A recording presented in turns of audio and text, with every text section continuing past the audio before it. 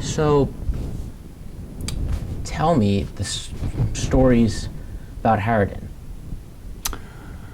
Well, when I was a new teacher a number of years ago, we were given a tour of the campuses in a school bus, and I remember pulling up to Harriton. I had been a substitute teacher, so I was familiar with the place. And the man sitting next to me was he was the department chair of social studies over at Lower Merion High School at the time, and I knew him, and he pointed to the rock pile that was in the middle of the campus. And he said, "You know what those are?" And I said, "Yeah, the tombs." He says, "You know why they're named that?" And he goes, "Well," he said, "there are a number of theories. One is that, of course, that a man was buried in the concrete there. And in fact, the true story is that a couple of men were killed during the construction of the old gymnasium. They did die, but I don't think they were buried in the concrete.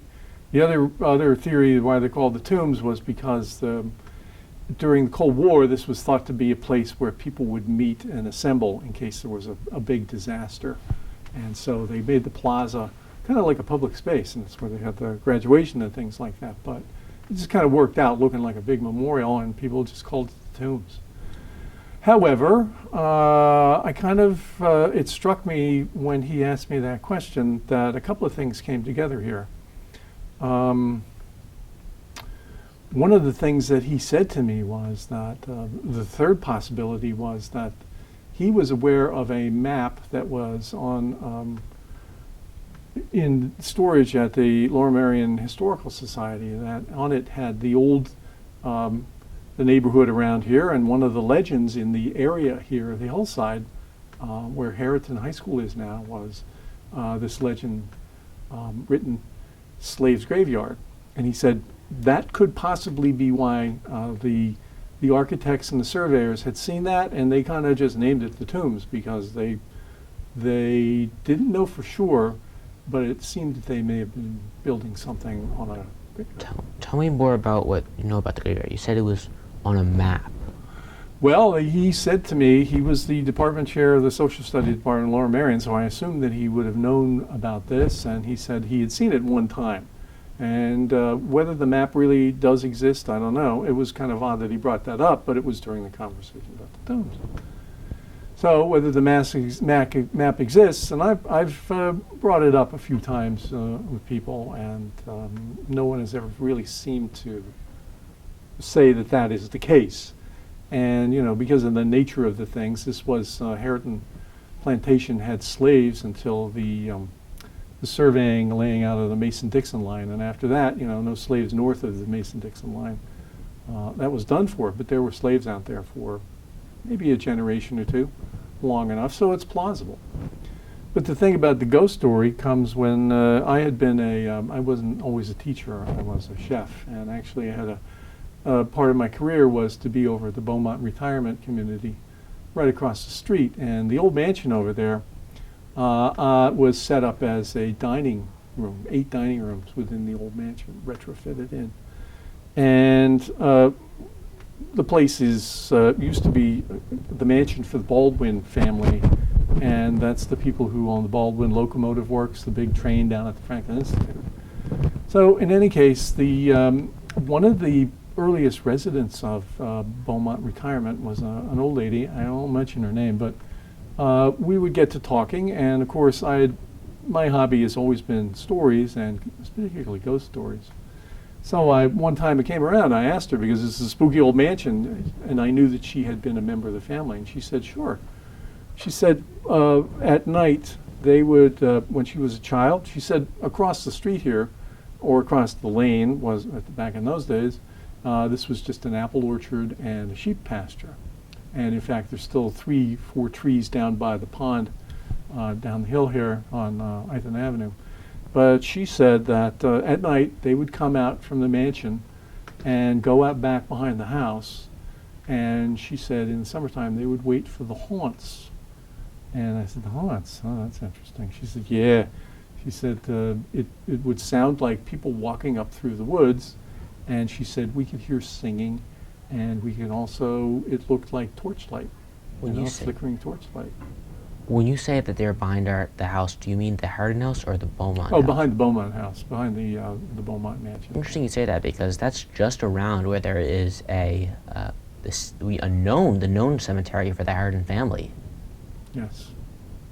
Right, and it would stand to reason that, you know, the nature of the slaves, they'd be part of the family, but they wouldn't necessarily, you know, they'd pass on and they'd be given their, you know, a dignified place to bury, be up here on the hill. Yeah, because according to an article I read that they were buried, the field slaves were buried on the hill behind Harriton. Mm-hmm.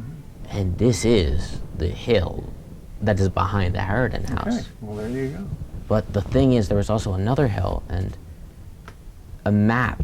There was a map, but I'm not sure if it's the same map because the map that I heard about was lost by Charles Thompson, the Secretary, Continental Congress. So it's interesting. So tell us some more stories that you know about. Oh, my favorite is when I had to create a writing class, I would normally start things going by saying, oh, welcome back from summer. Anybody know any real ghost stories? And one of the first ones was this girl said, oh, Mr. Edwards, Mr. Edwards. Oh, you can't believe what happened to us. I said, what happened? I said, well, my friend and I got jobs at the General Wayne Inn at the restaurant. And we got into our uniforms and we went to work the first night, and my friend had to get her collar adjusted. So she said, I'm going to go in the ladies' room here. Well, she said, my friend went in and I waited outside for her. And then all of a sudden, I heard her scream. And she started banging on the doors. And I tried to get the door open, and whether she was pulling it the other way, we couldn't get it open. Finally, it burst open, and she came out running, and she ran home. And she said, I called her. I said, what happened? And she said, well, I went in there to fix my collar, and the light was out, and I turned on the switch, and I looked in the mirror, and she said, there was an old woman standing there looking at me. And I thought, oh my God, there was somebody in the room. And I turned around, and she said there wasn't anybody there. There was nobody there. Now, going back to something we were talking about before, Mm-hmm. You were talking about the tombs. Now, a lot of the Harriton students might have no clue what the tombs were. What were the tombs? Well, the tombs were, the old Harriton High School was a number of buildings. I think there was 1, 2, 3 classroom buildings and the gymnasium, and they were all connected by covered walkways. At the center of the building complex was this kind of, call it a plaza, a big plaza that was concrete with a kind of a large, kind of monumental like platform, a couple of steps, right in the center.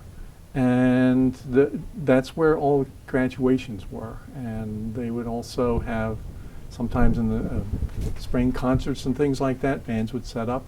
So it was meant for assemblies, and where you would put the speaker up on a high point.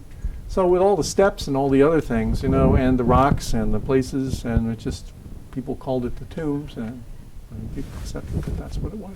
So, what haunts were there?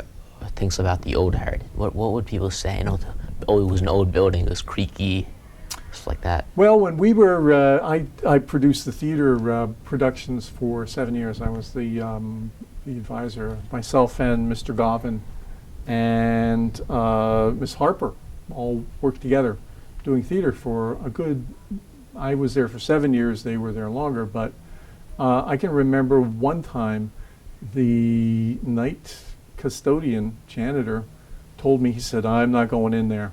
After you guys leave, I close it up. And I said, what happened? He said, well, I was here one night and the piano started playing. I said, well, piano? He said, yeah. I thought, oh my God, those kids are in there again. And he said, I opened the door up, and he said, it kept going. He said, it wasn't a tune, but the piano was plinking. And he said, no, that's an animal or something like that. So he said, I turned on the light, and there was absolutely nothing there. And he said, I walked down, and it stopped by the time I got halfway down. So it was playing. So he said, I don't go in there anymore. One night we were closing up late, and I had to go up to what was called the equipment cage. And inside the equipment cage was a closet, and a very tight closet. The roof kind of came down like that. And there was a bar across the back with which we hung the costumes. Well, I was closing up at the end of a long day, and it was kind of getting on nighttime, and the light was on inside the closet. And every other light was off. And I thought that was unusual because we were pretty much done. Kids were pretty responsible. So I climbed up the stairs and I opened up the door and I saw the top of a young man's head, just a haircut, like that. And I thought, oh, darn it. I said, all right, come on, we're going home. I'm not going to lock you in here. And I could see it turned. Top of it had turned. And I pulled because I thought, okay, he's kidding around with me. I pulled the clothes. There wasn't anybody there. And it disappeared. It was just plain as day. What else? What other things about Harriton? Well, there was a young lady here who, you know the famous line from the kid who says, "I see dead things," and that was kind of like the talk. Well, I actually had a student who said that.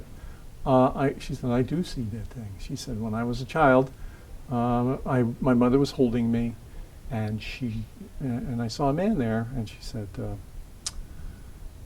I said to her, "Mommy, who's that man?" And she said, "There's no man there." And she said, "I realized that I was seeing people that my mother wasn't seeing." And I'm very serious about this. So I said, "Do you see anybody around here?" And she said, "Oh, yes." She said, "One of them is an old man with a beard who he's walking between what was the auditorium and the A building underneath the walkway." And she said, "He sometimes seems to be noticing things, but other times he seems to be just walking around, not paying attention to anyone." And she said, "There'll be crowds of kids. And he kind of he makes his way through the crowd." She said, "I'm not sure how he does it, but he's not there. He's definitely haunting the place." She also said that the old girls' locker room in the gymnasium was very troubled, and that the reason that students weren't using it anymore and no one would talk about it was because of the feelings that they had of being looked at, and that people were disturbing them when they would go in. So nobody goes in there anymore. And in fact, that's a fact. They didn't use the girls' gym locker around the time the place closed. There was a couple of gym teachers who passed away. So I haven't wondered if that was something, maybe. I had another student who said that he was actually filming a track race up on the track, the old track right up here. And he said, I had my camera set up and they were running, and the group had gone around the track, and he said there was another guy just kind of appeared. And he said he ran behind he said, I was behind the scoreboard. He ran behind the scoreboard, but he never came out the other side. He said, I have it on film. He never really showed it to me, but he said, I filmed it. There was somebody running there, and he disappeared behind the scoreboard. Wow. Well, that says that you're done, because I film things, and that sounds. Well, I'm assuming you believe in ghosts. I'm still somewhat of a skeptic, although I've had some personal experiences. At Eastern State Penitentiary, I was walking out one of the buildings during the haunted Halloween, the haunted whatever it is, and I was alone. The group had moved ahead, and I was kind of looking. I turned around and was looking on the inside of the building because I'm interested in the structures of the place. And I was backing out, and I kind of was going out into the dark, and I put my elbow back, and someone grabbed my elbow, like, "Oh, watch your step, be careful." And I thought it was the guide. So I turned and I went, "Thank you." And there was 20 yards that way was the wall, and 10 yards that way was the wall, and about 20, 30 yards that way was everybody else. There was nobody there. I actually had a chance to go into what was known as the Klondike, in the basement, the isolation. What do they call it? The isolation room, it's like the where they put prisoners who are really trouble. It's just a hole in the ground, and it kind of goes back under the building, and it's very low like that. I went there. I think it was 3 or 4 summers ago. I had my camera, and there was a girl standing there, and they had just set it up with lights, and there was a wire going down the steps, and she was there. She was going to guide, and they had lights going into the back. I said, can we go down? She said, sure, because usually it's locked up. And it's kind of dangerous because it's low. We start heading down the stairs and all the lights go out. And she was just like a student or something like that. And I said, what's up? She said, I don't know what it is. And she left. She just left. I guess she wanted to see what was going on. And I kind of called after her, you mind if I go down? And so I went down into the thing myself. I walked, or rather crouched, all the way to the back and take pictures all the way. I have pictures of things that were in there. This is where they used to handcuff the worst offenders to isolate them from the rest of the prison. I have a couple of photographs of people they had to drag people down there because it was so frightening. It was called the Klondike because of the Are there, going back to here at Harriton, I guess, was there any stories that you've heard about things that you just didn't believe or anything? Well, when you start a class, you start the year, I did this for a number of years, and you go, well, you're taking this class, and I need to break the ice. Do anybody know any real ghost stories? Another one was, a girl said, yeah, we were vacationing in the Thousand Islands this summer, and we went to a house that was on an island, and the man who was our host said, let's go upstairs. And she said there was a big room up top. It was an old resort building. And it was just a big empty ballroom kind of thing. And she said there was a big chest of drawers on a rug.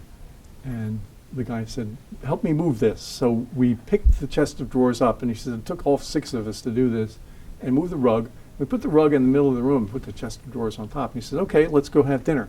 So we all went downstairs, and she said, there's only one staircase up, that's all. Oh, no other way into the building, and it was like evening. So we had dinner, didn't hear anything, and we got dinner and dessert, and he said, okay, let's go upstairs. So we went upstairs, and she said, that chest of drawers and that carpet were back where we picked them up in the first place. Moved from the center of the room. Nobody went near it. It took 6 people to do it. She said, what story sticks out with you the most, all that you heard? Well, a girl actually came back after school. She said, I didn't want to tell this in front of the others. It's okay to tell it now. She said, I live over off of Montgomery Avenue in Ardmore. She said, I live on one of the streets that goes down. And she said, our house is kind of out there's no one really around. We don't have a neighbor for a little while. It looks like we're alone.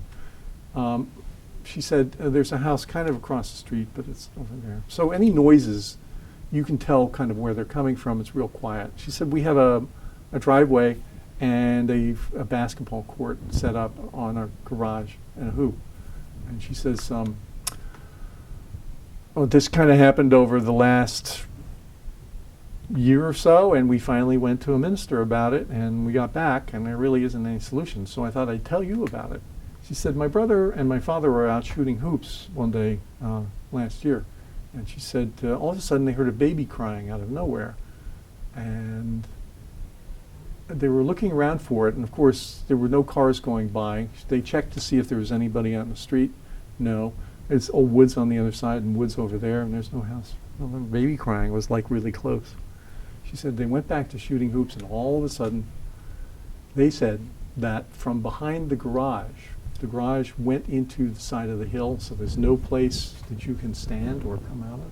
She said from out of there came this woman who started yelling at them for waking the baby and was scolding them and shaking her finger, you're waking the baby. And she went like that. And she said they realized that she didn't have any legs, no legs. And of course it freaked them out, and the baby stopped crying, and the woman kind of faded, but they ran back into the house. And of course, she said, my mother, they're telling this story to my mother, and my mother's going, yeah, right. And she said, my mother wanted to humor him, so she got salt and put it around all the windowsills and all the doors, because that's supposed to keep the ghosts out. She was like joking with him. Well, she said this past summer, we were out in the driveway getting ready to go. We were all getting ready to go in the car. My my brother was fooling around shooting hoops, and she said we all saw it. All of a sudden, the baby started crying again, and the woman appeared. And she said this time it looked like a real woman. She said, "Mr. Edwards, there's no place for you to come from out there. It's just the wall goes right into the hillside. There's nothing there for you to come out of." And yet this woman came out from behind there. And she said it gradually faded. And she said, of course, we had all seen it. We all freaked out. And we actually went to our minister. And he kind of talked to us about it, but there wasn't really much we could do. And she said, I wanted to tell you about this because I'm going away to college. And I just thought, we'll see if you hear anything about it. That was pretty good. So, what makes a good ghost story? What makes a good ghost story? I believe it has to do with the way that it's a kind of a discovery. It's just something unexpected. It's just unusual. I've heard ghost stories told by, young people, and I've heard ghost stories told by older people, and there's always this same kind of thing. There's always like this discovery and amusement. It's like it's funny that it happened. Sometimes they're scared, and sometimes it's like, oh well, it's just the way it is. Can't do anything about it. We're never alone. Whatever. So finally, is Harriton haunted? Well, I haven't really heard much of anything. I brought a piece of the floorboard back from the old stage and gave it to the Harriton Theater Company. So, if there's a spirit inhabiting that, we got it. Okay. Maybe I don't know what to say. Anything else you want to say about any of the stories or anything? Oh, I could go on forever. I mean, I'd save that for another time. Okay, well, thank you. You're very welcome. Good Thank working you. with you. Yeah. I just launched with a spiel about what this slide is. You can do whatever you want, really. Okay,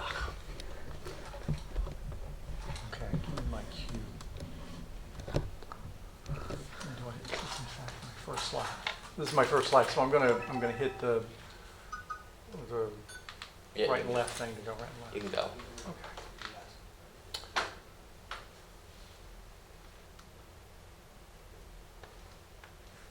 You can go. Okay, well, our first slide is what I like to refer to as a lost world, because really this is the old Harriton campus, and those are the tombs, those are the covered walkways, and you can see the platforms and the structures, the stair steps of the old tombs. And the question is why they are called the tombs. Why are they called the tombs? In different seasons, the place gets very foggy, especially in the fall. And again, why they're called the tombs, you can see in that central plaza, that large raised platform, as being one of the places where people used to meet. It looks like somebody's buried there, I guess, to some people. From another perspective, you can see this open, wide plaza there. It's more than likely because it was built during the Cold War. This was meant to be an assembling place for people because of its central location, being a public space. Of course, the students loved it because it meant a chance to get outside from a class. And all kinds of activities took place on the tombs. And so really, it was a beloved aspect of the old Harriton. And in fact, in this one slide here, you can see the tree that the Harriton ram was carved from. And it's standing there before they removed it from its base, the wooden base from the trunk, and put it on the stone base that it's from there now. Well, one of the Harriton ghost stories is that a girl who was one of my students said that she could see ghosts. And I asked her, well, where do you see them? And she said, well, there's a man who walks along the walkway between the S building and another building, and she says he looks as though he is in another world, like he's not paying attention to anything, as if, and that's why she noticed him, because he was dressed differently and that he seems to be sleepwalking. So in the next slide we have the entrance to the Old Auditorium, and this is the this is, you can see the seats coming in here, and I have some, this is where the site of where I got a lot of pictures of what I believe are ghosts, or at least, I don't know, I'm not necessarily convinced that they're ghosts, but they sure look like something. This, for example, is a slide of the very last show, the last production of the Harriton Theater Company, The Bat Boy. And I was standing in the back of the room, and if you look at it closely, there's a number of orbs. And what's unusual about the orbs is that they are in three-dimensional. They look like balloons. They're kind of static, but they're all different shapes and sizes, and they're all over the place. And some of them are very see-through, but some of them look pretty solid. They look pretty solid. And it's odd because actually studying them, and I don't know, part of it's my imagination. Some of them look as if they're sitting in the audience. I don't know. But this was the last show of The Bat Boy, put on in the stage there. You can see the stage area and the seats and some people in there. You can, by the way, point to stuff if you want. Okay, well, there's an orb there, and there's another one there. This one's kind of see-through, but this one's very, very opaque. There's one up here. If you look at it very closely, it looks round. It definitely has the idea that there's light on it, and it's three-dimensional. There's others that are kind of plain and flat, but there's a couple blowing the picture up. They look like little balloons floating, little bubbles. And that's what are typically known as orbs, supposedly energy balls. So maybe it was the dust being kicked up. There's a huge one right here. And there's others all throughout the area here. And I just thought, wow, this is the last production of the Harriton Theater Company. How appropriate. One of the old people showed up. So we move on to the next slide, and one day, before the building was going to be condemned, maybe about a month before it was condemned, they still had study halls in the auditorium. And on the left, you can see Mr. Bissage having a study hall. And his group is sitting there, and looking straight ahead, you can see the stage, the center of the old stage. There's a black curtain. There's some props and seats and chairs and things like that left over from a theater class. This is, I can kind of blow it up here just to give you an idea of where to look. In the next photograph, this is the stage here, and this area right in here is of interest. It's blank. There's a table here. There's a chair. There's looks like something going on here. I can't be sure. It looks like something is kind of overlapping. It's indistinct. In other words, it doesn't look like anybody's there. Now it looks like an empty stage with a bunch of props, and I'm going to zoom out slowly. Okay. So remember what that looks like, because in the next photograph, let's go back here. I was just kind of hanging around taking pictures because I had been theater producer for 7 years, and I thought I'd get some pictures of this place. One of the pictures I took was of the seats, and I got this. And I'm not a digital expert, but it's rather odd looking because there is the way these forms are kind of shooting up into the air. It's just unusual. I can't make any sense of it. I've showed it to other people, and they've seen some effects like that, but not quite. It looks as if the whole place is kind of being sucked up into space. I don't know if that's ghostly or not. Maybe that's just a digital anomaly. I don't know. Camera movement because of the Yeah. maybe a little weird. All right, so here we are in backstage, and it's torn up a little bit with all kinds of things. They were trying to get they'd done their production and were moving on. Theater Arts was doing things. What you wanted you to pay attention to is this curtain hanging down here. This is a curtain that was backstage. It's tied up to a rope that comes down. I believe that's the rope that you use to part it. In the back here, there's three things I want you to look at. This is the exit sign, and here's the door to the back exit right here. That's to the outside. To the left of it is another door that is open, and the entrance to the what used to be the wood shop and later became the art suite for Harriton. There's a red door here, that was a bathroom, and then there's stairs going up to the equipment cage. Keep in mind that this door to the art suite is at least maybe 20 feet or so from this curtain. 20, I don't know, you kind of judge. It's got to be more than 10 feet. All right, so I have another picture here of it. Oh, coming to pick you up? Yeah, okay, we can get that out. I took another picture of the other direction just to show you how big this area is. And of course there's a bunch of debris there and chairs and all kinds of things laying around. It's kind of messed up. They were going to throw all this stuff out. So I wanted to take a picture of the sense. Having done 14 productions there myself, I had a little bit of feel for it. Well, I'm a little bit of a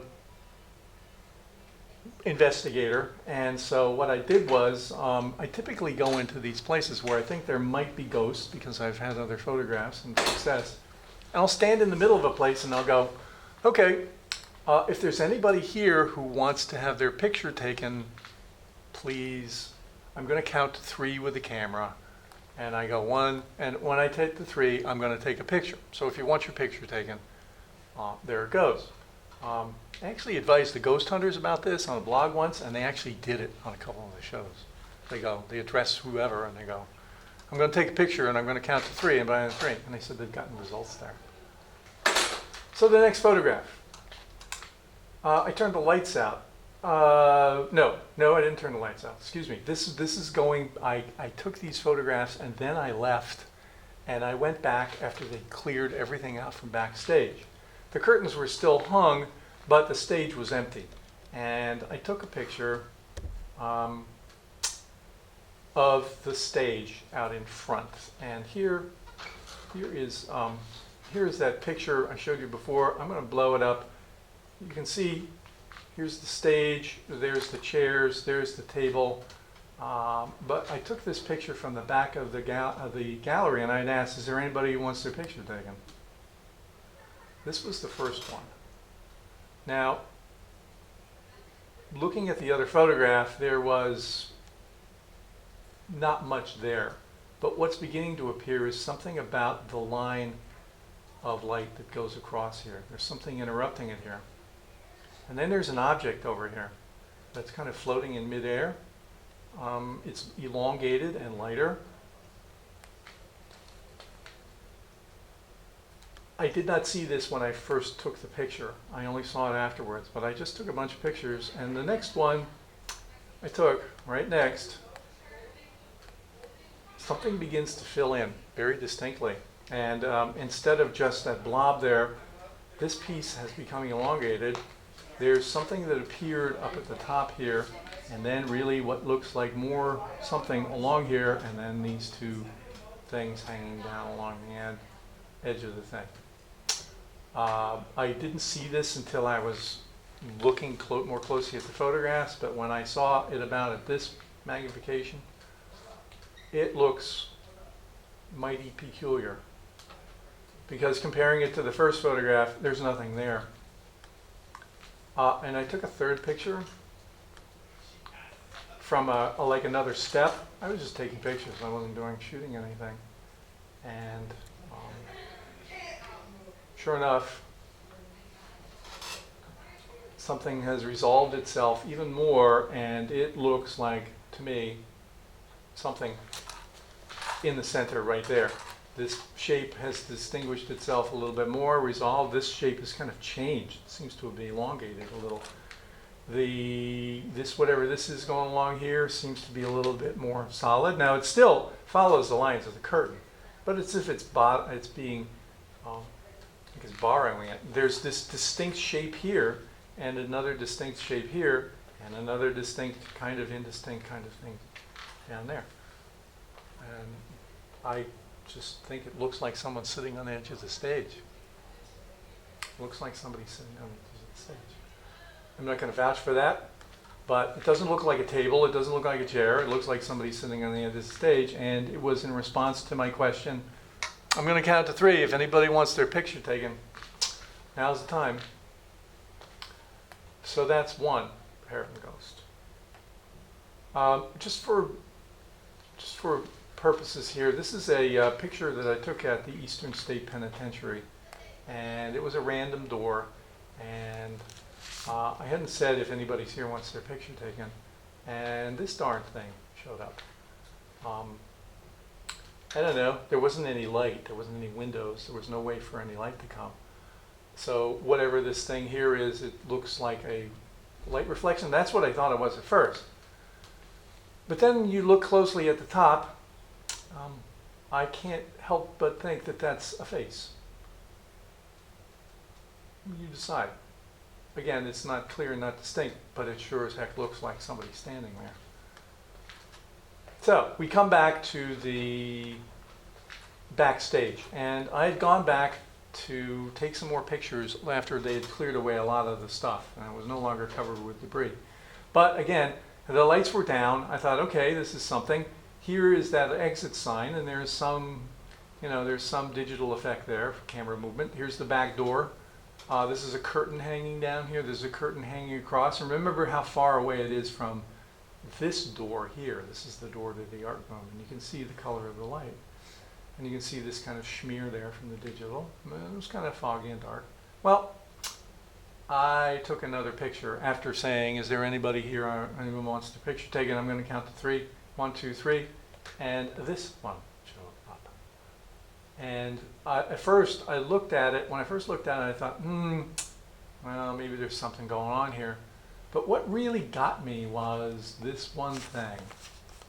If you look here on the curtain, whatever that light is, it's smearing over the curtain. So in other words, the source of the light has to be somewhere away from this door. It has to be somewhere in front of the curtain for the light to be smeared here. At least I don't think digital goes 3-dimension. And I thought, this is different. Well, the exit sign, of course, smears. This smears in another kind of direction. In other words, the direction of the smear here doesn't seem to be analogous to the way camera movement might be.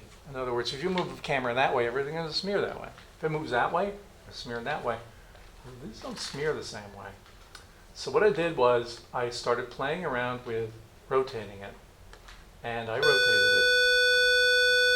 And when I finally got to this rotation, it became a little clearer, because what that looks to me like is a mouth. And there are places there where there would be 2 eyes. And, there's the orbital of the nose and the forehead. And darn it if that light doesn't smear across here. Where's the mouth? And right here. Right there. Right there. Let's see. And what is so weird is that, look at this. Look at how the light bends. Look at how the light bends. It's like it's coming out. It's like it's emanating in space from the door. And not like any light that I've ever had a digital thing with. And on top of that, it's a face. Even if it's a cartoony, blurry looking face, the eyes are where they're supposed to be, the mouth is where it's supposed to be, there's a sort of a shapy head, and it's got this weird kind of flow here. Okay, so it matches the smear a little bit, those are good.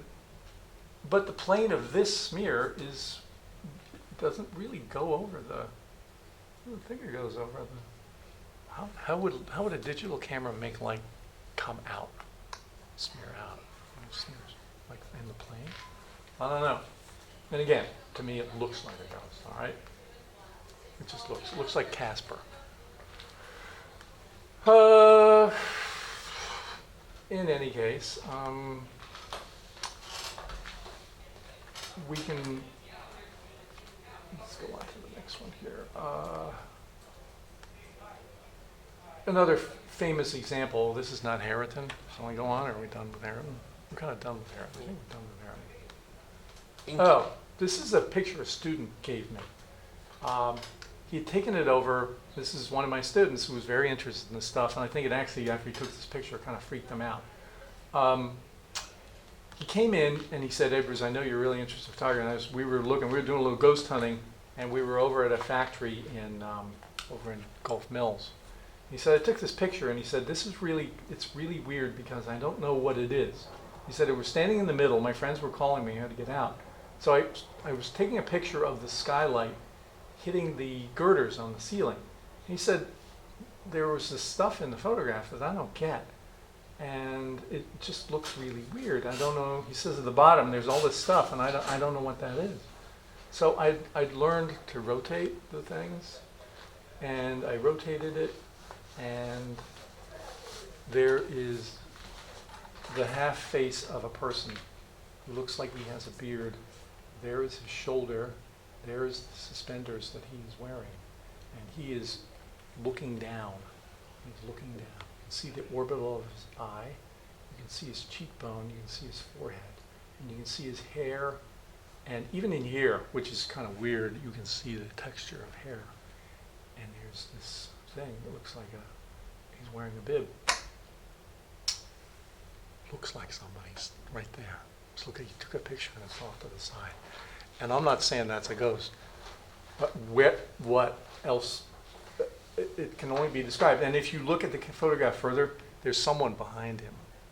There's a girl. You can see a female face because it's kind of elongated and it's got hair, and she's on the same, her eyes are on the same plane and angle that he is, as if they are sitting. And this is an old factory, an old factory that goes back maybe 100 years or more. It looks like she's sitting behind him at the factory doing the same thing he's doing, and they're like working at benches. And closer analysis of all around this here, there's dozens of other things that look like faces. I'm not saying they're faces, but they look like faces. And to tell you the truth, this kid that showed me this was a student. He stopped taking photography. He stopped taking ghost pictures after this because it really freaked him out, because this thing was right there, right in front of him. Now, I have that's a Harriton story because he's he was in school here like 3 or 4 years ago, and Anything else, sorry, Harriton? anything else? I just have one more. Eastern State Penitentiary, the Klondike. Well, can you just describe in quick, because the main 3 things, the main 3 pictures, I'm not sure if 3, the main things Right. in quick, to make sure we can all get it in for shortened thing for Okay, the show. so there's the tombs aren't necessary, I think. That's just a story about the tombs, and I told you that story. And the other thing, that might be supplemental. Yeah. What are the tombs? The second thing would be the Harriton Theater ghosts. And they appeared after production was over, as if it was kind of a farewell thing. I just got the sense of, because people would ask, are these buildings haunted? Is there a haunting? And I say, well, I may or may not have proof. It just depends on how you look at these things. I did not stage them. I was just taking pictures. And any photographer will tell you that every once in a while something shows up in a photograph that you not intend. I can't say that I'm not psychic, I'm not a medium, I'm not any of those things. I was just taking pictures of the old campus before it tore down. I had been the theater producer for 7 years. There was a certain thing to the place, and I thought I was just playing around by saying, oh, well, because over the years students had said the place was haunted. And the janitor had said to me, this place is haunted. And we had other kinds of, just little things. And you yourself confirmed about the girls' locker room becoming somewhat abandoned. Why? Why would they do that? So it may have been a dozen other things. So putting it all together, this makes for, I think your word was, it's interesting. It's interesting. I'm not going to say it's proof. I'm just going to say it's part of the idea. Somebody was so committed to what was going on in that theater that a person of a certain persuasion would say that's part of the history. And it's really cool that there's some special evidence that it really meant something to somebody that deeply to haunt the place. Happy Halloween.